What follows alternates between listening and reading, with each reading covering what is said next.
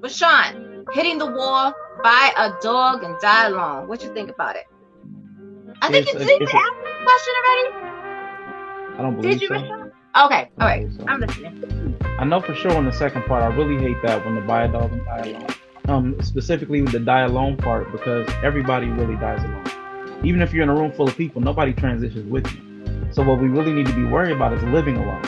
And the women are living alone just the same way the men are living alone. We're all, a lot of hurt, afraid, lonely. The living alone is where the fear should be. So the dying alone thing is a fear tactic. So there's a lot of you ladies have talked about. A lot of these tactics are control behaviors, manipulation, diminishing, devaluing. It's all an attempt because, like Deity Isis spoke about, Deity Isis said, I'm not gonna make myself smaller to fit in your puzzle." So what you're hearing is the vocal minority. The vocal minority are small men. They're small emotionally. They're small mentally. So they have to try to shrink you to fit in their space. So you're shrunken. You're smaller when you're like 20. That's why they're talking about 20-year-olds. Mm-hmm. You're smaller when you don't have an education. That's why they're worried about PhDs. You're smaller when you're a CEO and a boss chick because you're driven.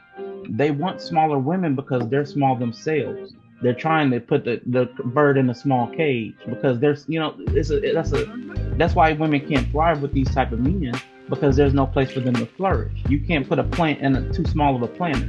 Women are growers. That's what you do. Your nature is to grow and expand. And you grow and expand the men if they would allow you into their lives. But they're so afraid and distrustful of women now because they've been hurt or they've been overlooked. So that damage and trauma is now being regurgitated back out onto women. But again, it's counterproductive because you're only as strong as your weakest link. So if That's right. part of the chain is breaking down the other part of the chain, you'll never be able to hold anything. You'll never have family structures. You'll never have community. Our job is actually lift you up and to do everything we can to uphold you because the traditional man is protection and provision. That allows you the space to grow. I know I was on another podcast and they were talking about the women, you having the womb. And the womb nourishes, provides, and protects the baby. Well, the man's protection and provision is our earthly provision. That's the womb we put the woman in the family in. Mm. So the masculine and the feminine dynamics both play in men and women. And we're so afraid of women. We're so afraid of the feminine tag. We're so afraid of being expressive and having emotions that we're beating it out of ourselves and then we're trying to beat it out of you. So that's a problem that we're having. So what you're seeing is men, because they're so afraid of it, because what you focus on is what you're going to find. So they're afraid of femininity. So what they're finding is femininity. Now the men are expressive. They're super expressive. They're emotional.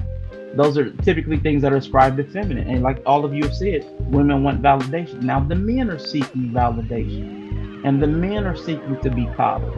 So there's like a transformation or flipping of energies right now. So we have to retrain ourselves so that we're not falling prey to these people who are going to perpetuate. Generational curses. People say you got to stop generational curses. We have to stop it. Like there has to be a hard stop in here somewhere because men are going off the rails, and they're also talking about they're the leaders. How are you going to lead by nagging a woman to? If you're saying you're ahead, how are you going to nag a woman to catch up to you? I don't know anybody who's grown through criticism.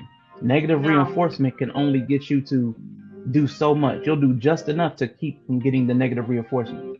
You'll do just enough to not get hit with the stick. The incentive, the carrot, is what will get somebody to pull forward. You'll chase a carrot. You'll run from the stick.